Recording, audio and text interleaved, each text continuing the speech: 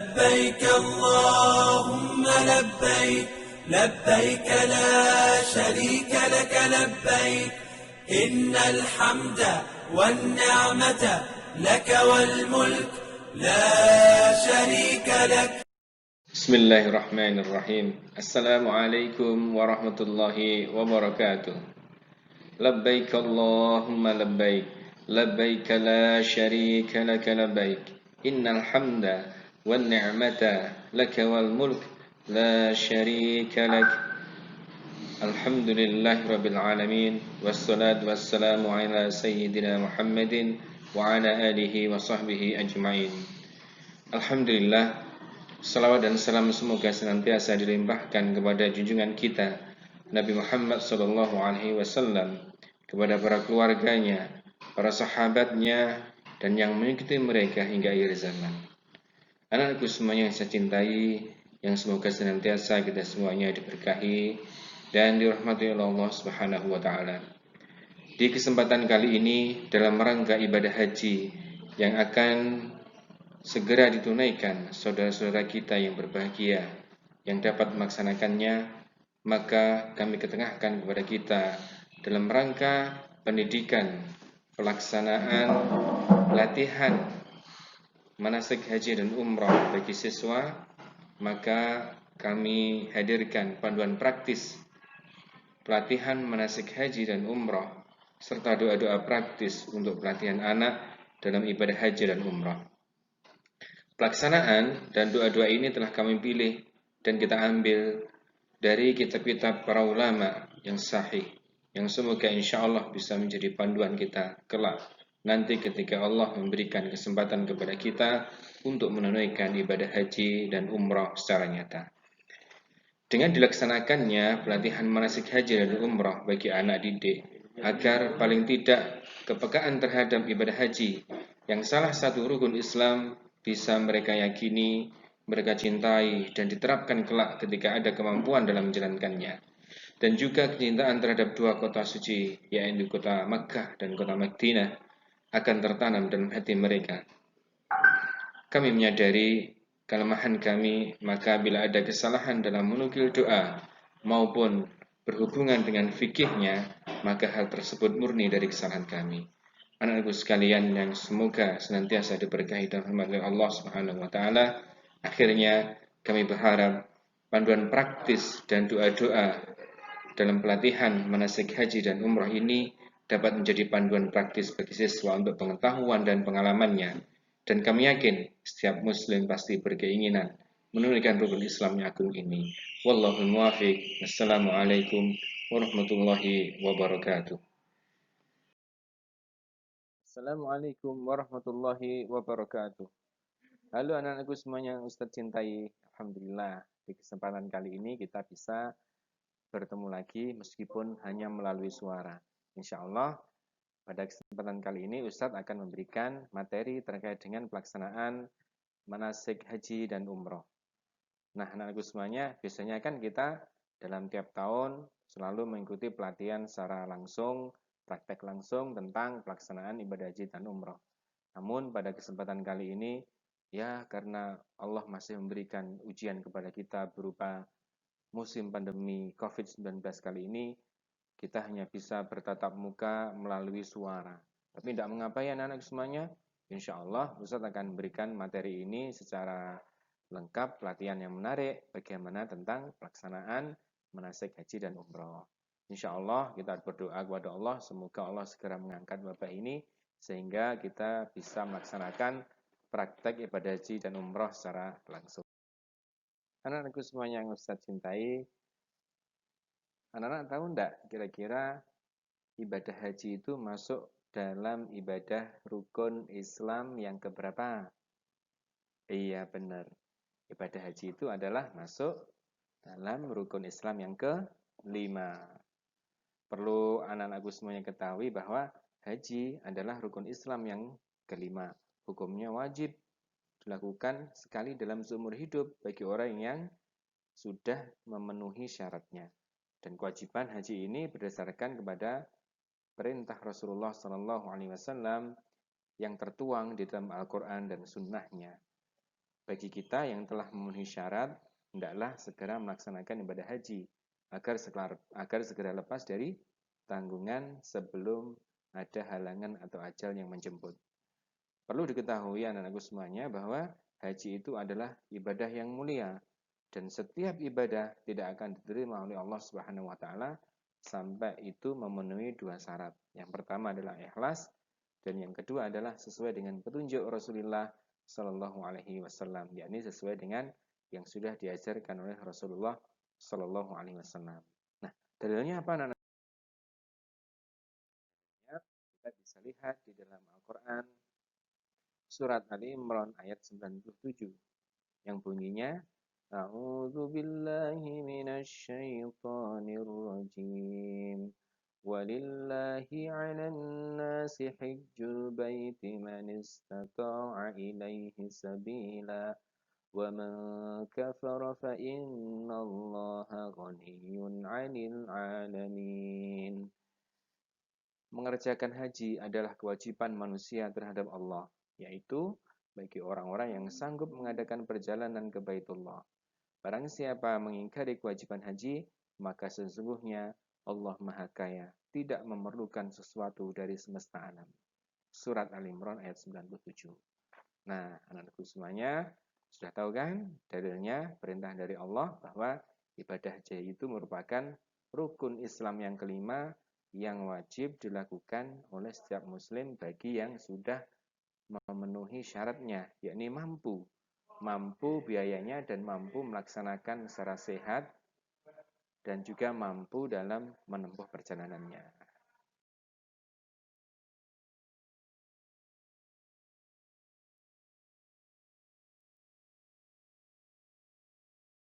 Semuanya yang tercintai, di pembuka materi kita tentang pelatihan manasik haji dan umroh kali ini, Ustadz akan menjelaskan tentang pengertian haji dan umroh. Nah, yang pertama, Ustadz menjelaskan tentang apa itu haji menurut bahasa dan haji menurut istilah. Yang pertama, haji menurut bahasa artinya menyengaja. Adapun menurut istilah, yaitu menyengaja mengunjungi Makkah pada waktu tertentu untuk melaksanakan serangkaian ibadah yang telah ditetapkan oleh syariat. Atau bahasa mudahnya adalah beribadah kepada Allah dengan perkataan dan perbuatan tertentu pada waktu-waktu tertentu di tempat-tempat tertentu yang dilakukan oleh seorang tertentu dengan syarat-syarat tertentu. Nah, sudah paham kan tentang pengertian haji?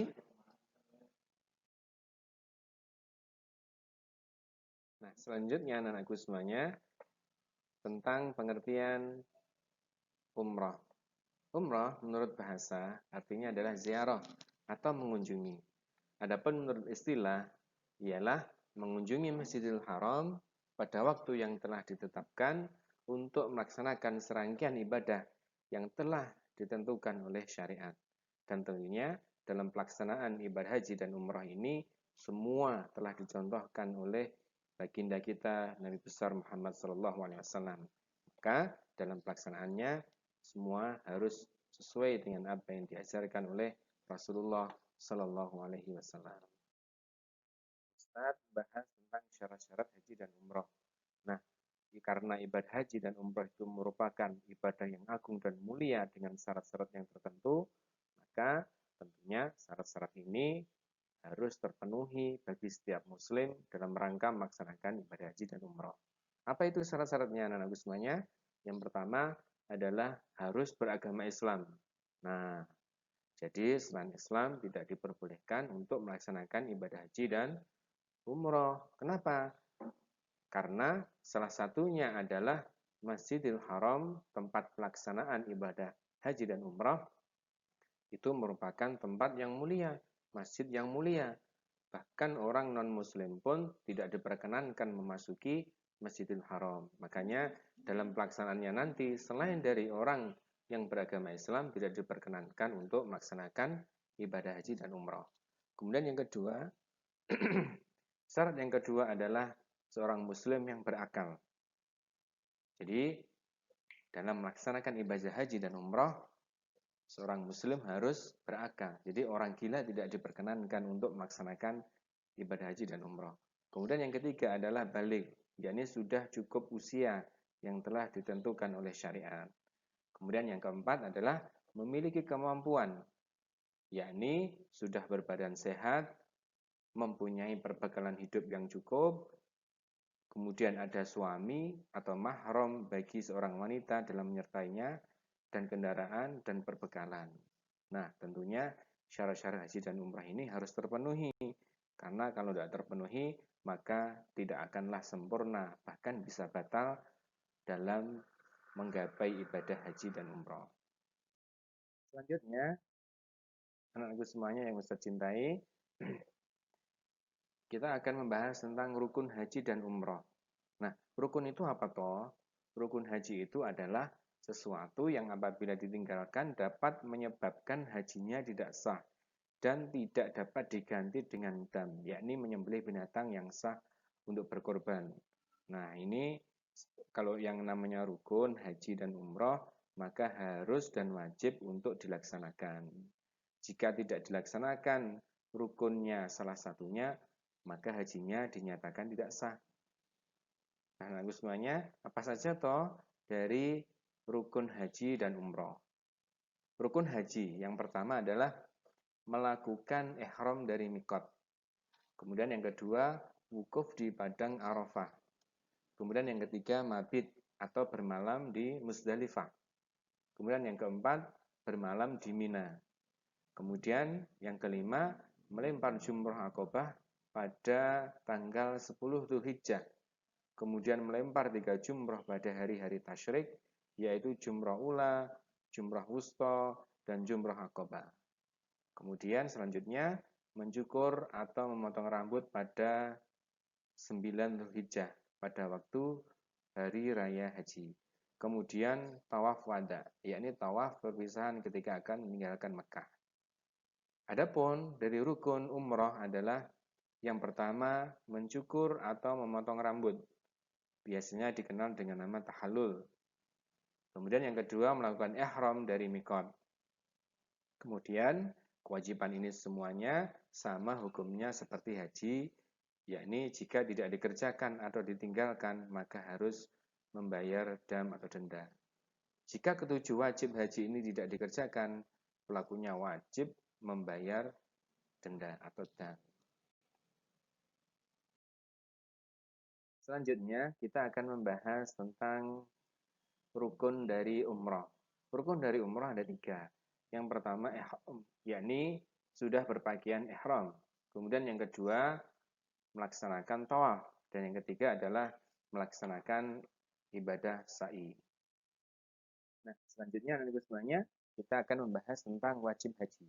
Wajib haji itu apa toh? Wajib haji itu ialah sesuatu yang harus dikerjakan dalam rangkaian ibadah haji dan jika ditinggalkan dapat diganti dengan dam, yakni menyembelih binatang seperti binatang korban, yakni kambing. Adapun wajib haji itu yang pertama adalah melakukan ihram pada mikot. Kemudian yang kedua, wukuf di Arafah sampai terbenam matahari bagi seseorang yang melakukan wukuf pada siang hari. Kemudian yang ketiga, berhenti di Musdalifah pada malam 10 Dzulhijjah setelah wukuf di Arafah. Kemudian yang keempat adalah bermalam di Mina pada malam tasyrik, yakni tanggal 11, 12, dan 13 Dzulhijjah. Kemudian yang kelima adalah melempar jumroh Aqobah pada hari raya haji, yakni tanggal 10 Dzulhijjah, dan melempar 3 jumroh pada hari-hari tasyrik, yaitu jumroh ula, jumroh wusta, dan jumroh Aqobah. Kemudian yang keenam, mencukur atau memotong rambut kepala pada hari raya haji. Kemudian yang ketujuh, melaksanakan atau melakukan tawaf wada atau tawaf. Adapun tentang wajib umroh, yakni yang pertama melakukan ihram pada mikot. Kemudian meninggalkan perkara yang dilarang ketika dalam keadaan berihram. Contohnya adalah mencukur rambut, baik rambut kepala, rambut kumis, jenggot, ketiak, atau rambut kemaluan. Kemudian menggunting kuku. kemudian menggunakan wewangian, kemudian berhubungan suami istri. Ini yang tidak boleh dilakukan ketika dalam pelaksanaan wajib umroh. Kemudian yang ketiga adalah memakai celana, baju, dan sepatu. Ini juga masih belum diperkenankan, yakni tidak diperbolehkan memakai celana, baju, dan sepatu. Selanjutnya dilarang untuk memburu hewan darat. Kemudian dilarang pula untuk melakukan akad nikah. Nah, jenis-jenis manasik haji itu ada 3. Kenapa? Karena setiap tempat itu mempengaruhi daerah-daerah dalam rangka perjalanan menuju ke Baitullah Ka'bah atau di Masjidil Haram. Sehingga jenis-jenis manasik haji ini dibedakan menjadi 3. Yang pertama adalah haji tamattu, yaitu niat ihram untuk umroh pada bulan haji. Kemudian setelah bertahalul dari umroh, baru dilanjutkan dengan pelaksanaan ibadah haji. Atau bahasa mudahnya adalah kalau haji tamattu adalah berihram dulu atau umroh dulu, kemudian melaksanakan ibadah haji. Kemudian yang kedua, jenis-jenis manasik haji yang kedua adalah ifrad, yaitu niat ihram untuk berhaji saja dan umrohnya dapat dilakukan pada perjalanan yang lainnya. Yakni kalau bahasa mudahnya adalah kalau jenis manasik haji yang ifrad adalah melaksanakan haji dulu, baru kemudian melaksanakan umroh. Kemudian yang ketiga, jenis-jenis manasik haji yang ketiga adalah qiran, yaitu niat ihram untuk haji dan umroh secara bersamaan, yakni niat mengerjakan rangkaian ibadah haji yang dengan sendirinya sudah termasuk dalam mengerjakan umroh, alias mengerjakan haji dan umroh secara bersamaan.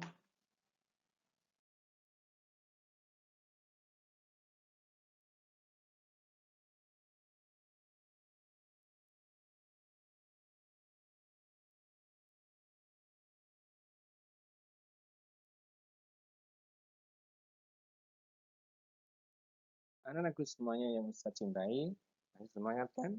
Nah, untuk kesempatan kali ini kita akan melanjutkan pembahasan kita tentang prosesi pelaksanaan manasik haji dan umroh.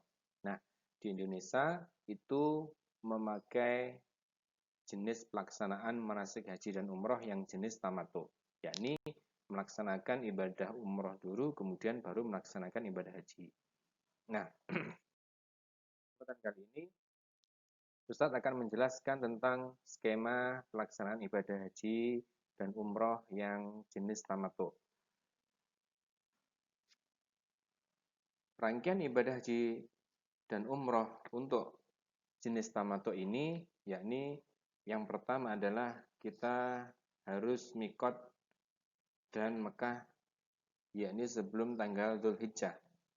Yang mana nanti kegiatannya yang pertama dilaksanakannya adalah umroh, yakni berpakaian ihram, kemudian tawaf umroh, sa'i umroh, kemudian tahallul umroh, dan melepaskan pakaian ihram. Nah, di dalam skema ibadah haji yang anak-anakku semuanya lihat ini, yang pertama adalah nanti diawali dari mikot, kemudian tawaf dan umroh di Masjidil Haram, kemudian dilanjutkan dengan sa'i, kemudian memendekkan rambut sampai dengan tahallul, kemudian melaksanakan ihram untuk haji, lalu menuju Mina, yakni pada tanggal 8 Dzulhijjah, kemudian sholat di Mina dengan cara mengqashar tanpa menjamak, itu pada tanggal 8 Dzulhijjah, atau yang biasa dinamakan dengan hari tarwiyah. Kemudian pada tanggal 9 Dzulhijjah berangkatlah setelah terbit matahari pada subuh menuju ke Arafah. Di sana nanti dalam rangka pelaksanaan wukuf di Arafah. Nah, di situ nanti untuk sholat zuhur, sholat asar dikerjakan dengan cara dijamak qashar, takdim, serta memperbanyak doa dan zikir hingga waktu maghrib. Nah, kemudian tanggal 9 Dzulhijjah, yakni pada waktu Arafah, setelah terbenamnya matahari, itu berangkat menuju ke Muzdalifah. Nah, ketika sampai di Muzdalifah, di sana segera melakukan sholat maghrib dan sholat isya dengan cara dikosor dan dijamak, lalu bermalam hingga waktu subuh. Di situ memperbanyak zikir, di antaranya adalah malam takbiran atau malam hari raya Idul Adha. Kemudian setelah tanggal 10 Dzulhijjah, setelah sholat subuh dan sebelum terbit fajar, berangkat menuju ke Mina dalam rangka melaksanakan ibadah melempar jumroh Aqobah sebanyak 7 kali lemparan kerikil saja. Kemudian setelah selesai, kemudian menuju ke Mina dalam rangka menyembelih hewan dam, karena kita melaksanakan haji tamattu. Kemudian setelah melaksanakan menyembelih hewan dam, menuju ke Mina lagi untuk menggundul kepala atau memendekkan rambut. Atau yang biasa dinamakan dengan tahallul dari ihram haji. Lalu mengenakan pakaian seperti biasa. Kemudian setelah selesai, kembali pada tanggal 10 Dzulhijjah itu kembali menuju ke Masjidil Haram dalam rangka melaksanakan tawaf ifadah sampai dengan serangkaian ibadah tawaf yang diakhiri dengan tahallul yang kedua, dengan tentunya memakai pakaian ihram kembali. Kemudian setelah itu menuju ke Masjidil Haram dalam rangka pelaksanaan ibadah sa'i haji. Nah, selesai melaksanakan ibadah sa'i, kemudian berangkat kembali menuju Mina dan bermalam atau mabit di sana pada waktu hari-hari tasyrik pada tanggal 10 Dzulhijjah. Masya Allah, sebuah ibadah yang memang memerlukan tenaga yang luar biasa. Tapi pahalanya juga tentunya Allah menyediakan yang sangat luar biasa. Kemudian pada tanggal 10 Dzulhijjah atau yang biasa dinamakan dengan hari tasyrik yang pertama, setelah matahari tergelincir, maka ibadah yang dilakukan adalah melempar 7 kali lemparan pada ketiga jumroh, yakni jumroh ula, jumroh wusta, dan jumroh aqobah. Kemudian setelah matahari tergelincir, melempar jumroh lagi dengan sebanyak 7 kali lemparan pada jumroh ketiga jumroh tersebut. Setelah melaksanakan ibadah melempar jumroh pada tanggal 12 Dzulhijjah atau hari tasyrik yang kedua, kemudian berangkat menuju nafar awal atau keluar dari Mina. Nah, jika hendak segera keluar dari Mina, maka diwajibkan keluar dari Mina sebelum tanggal 12 Dzulhijjah. Kemudian kembali ke Masjidil Haram dalam rangka melaksanakan tawaf wada atau tawaf perpisahan.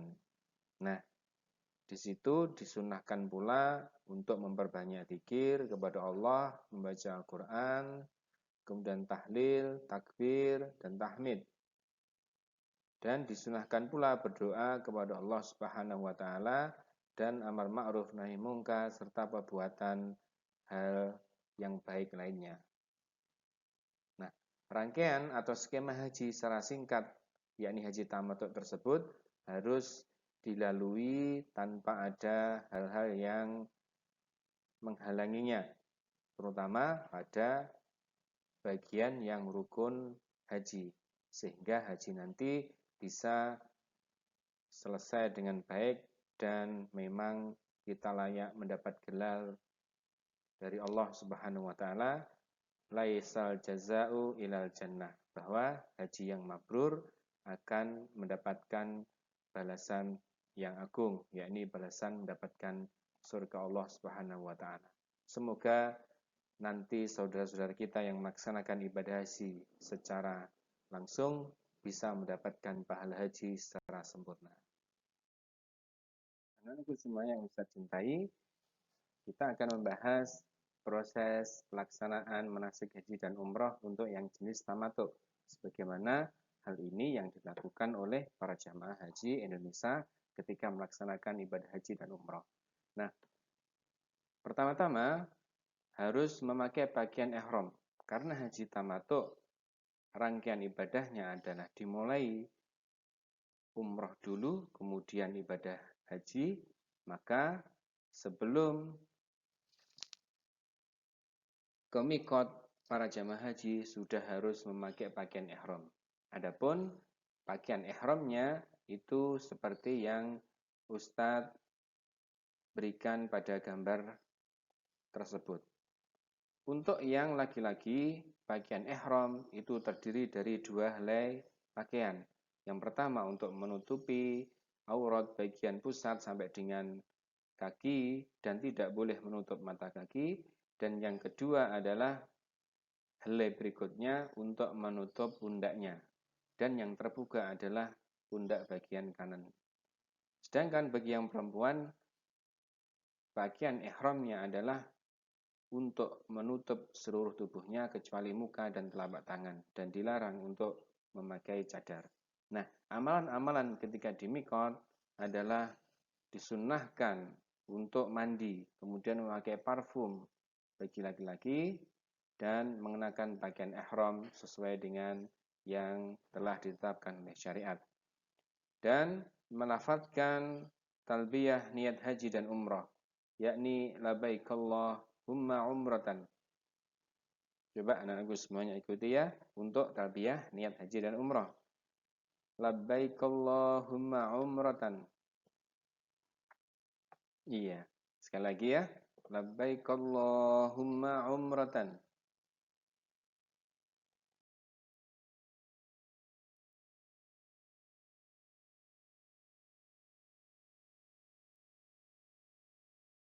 Selanjutnya, setelah berada di miqat dan sudah berpakaian ihram, maka para jamaah haji melanjutkan untuk prosesi berikutnya, yakni berjalan menuju ke Makkah dan ke Masjidil Haram. Nah, selama dalam perjalanan disunnahkan melafadzkan talbiyah labbaik Allahumma labbaik, labbaik la syarika laka labbaik, innal hamda wan ni'mata laka wal mulk la syarika lak. Ayo anak-anakku semuanya, coba diikuti bersama-sama bacaan talbiyah. Labbaik Allahumma labbaik, labbaik la syarika laka labbaik, innal hamda wan ni'mata laka wal mulk la syarika lak. Sekali lagi ya. Labbaik Allahumma labbaik, labbaik la syarika laka labbaik, innal hamda wan ni'mata laka wal mulk la syarika lak. شريك لك لبيك لبيك لا شريك لك لبيك إن الحمد والنعمة لك والملك لا شريك لك. Lagi ya. Labbaik Allahumma labbaik, labbaik la syarika lak labbaik, innal hamda wal ni'mata lak wal mulk la syarika lak. Niat umrah masih ingat? Gimana? Labbaik Allahumma umratan. 1, 2, 3. Labbaik Allahumma umratan. Lagi satu kali. Labbaik Allahumma umratan. Labbaik Allahumma umratan.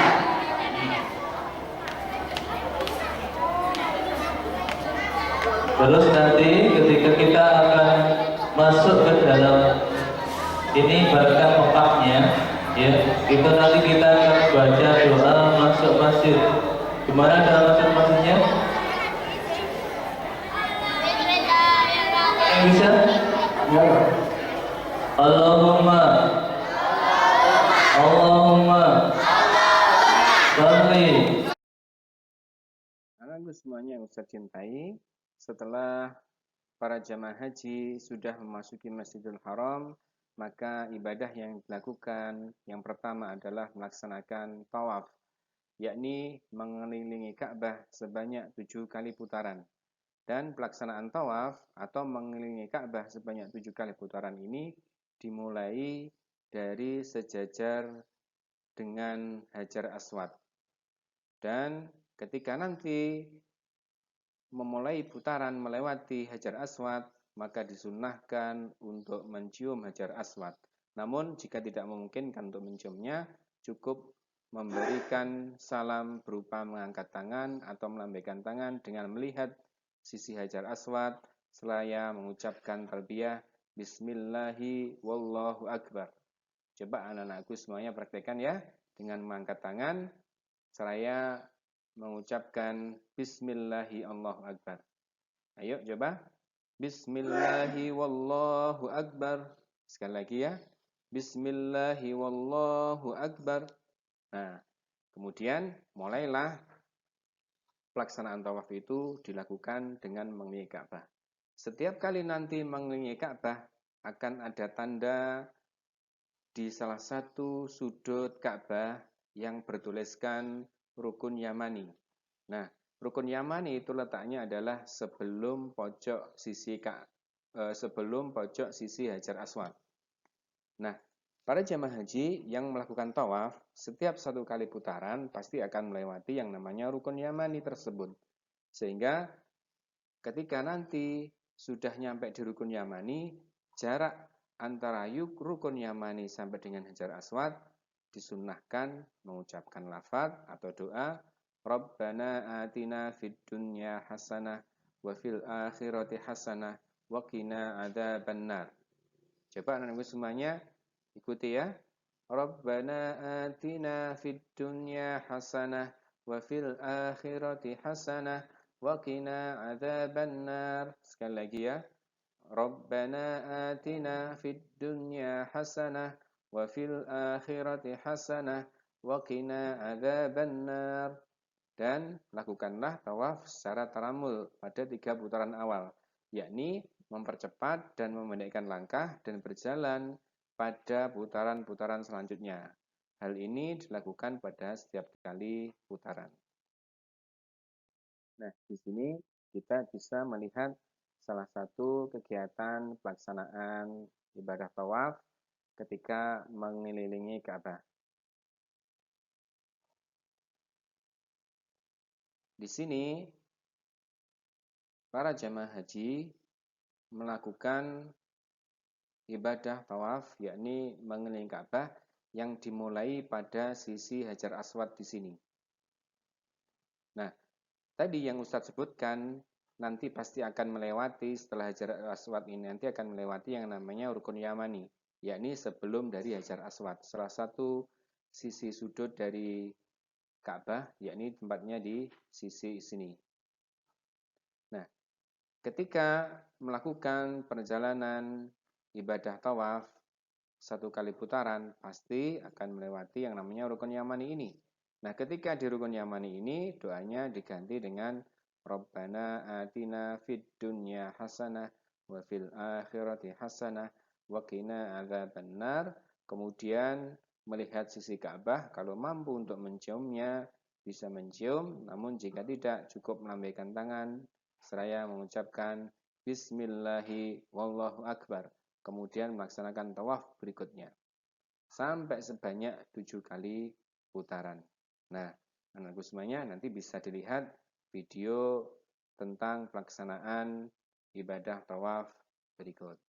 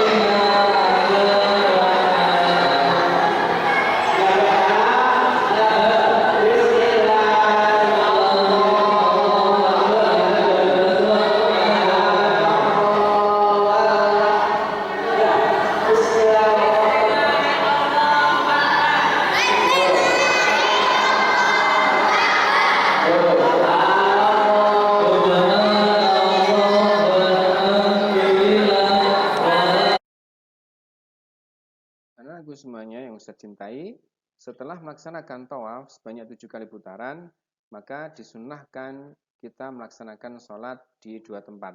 Yang pertama adalah sholat sunnah di belakang makam Ibrahim, dan yang kedua sholat sunnah di dalam Hijr Ismail.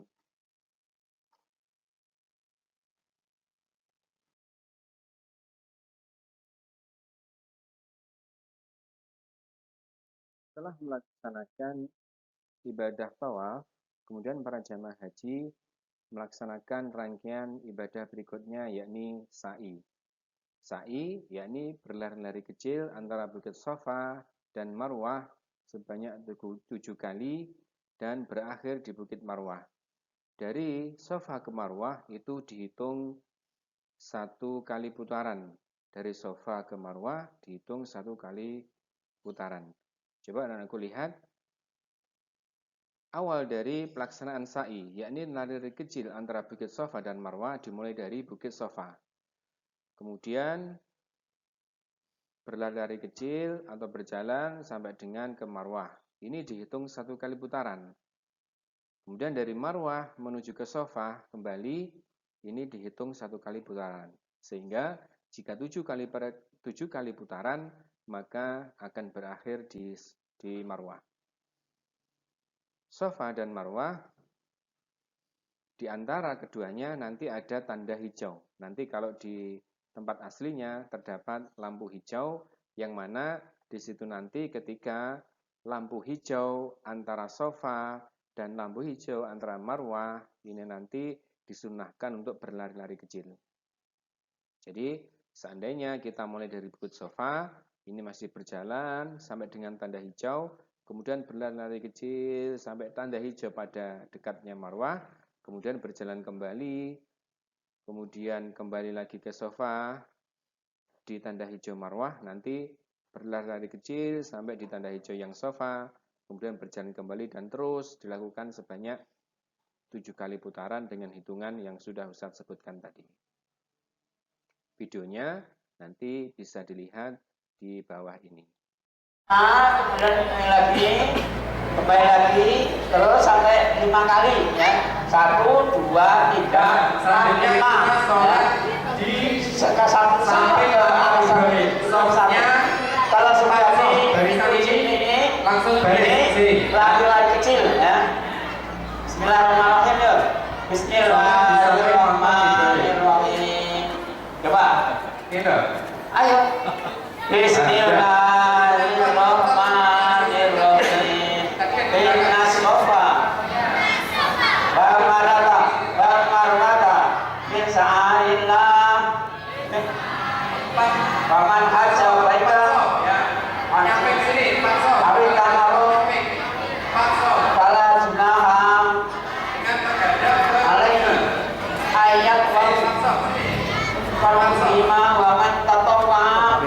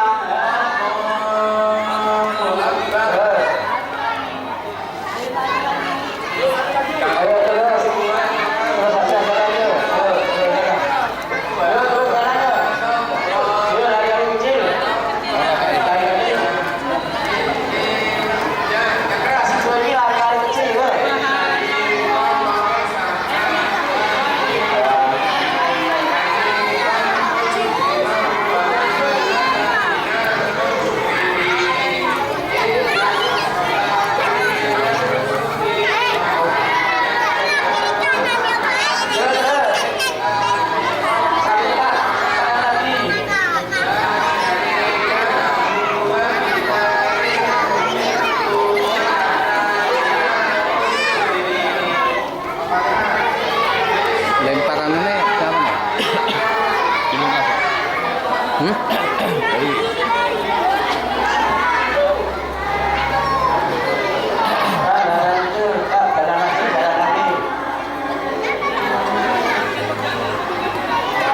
Seharusnya tapi 5 saja. Ya, nanti ke sana tahali. Ke sana tahali. Satu lagi. Nah, sekarang sisanya jalan terus. Dia jalan terus.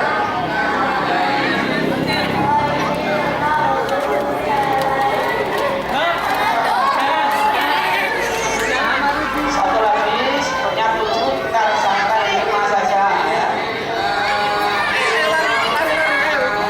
Terus berhenti di Karamasi sana, ke Tahalul. Ke Tahalul sana.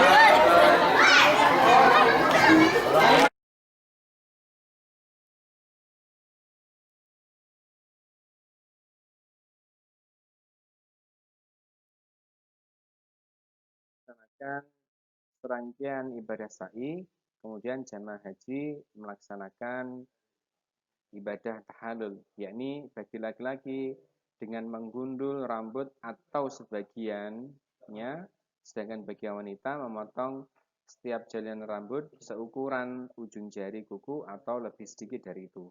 Maka dengan itu selesai sudah tahallul, maka selesailah ibadah umroh untuk ibadah haji tamattu. Anakku semuanya nanti bisa dilihat pelaksanaan tahallulnya di video di bawah ini.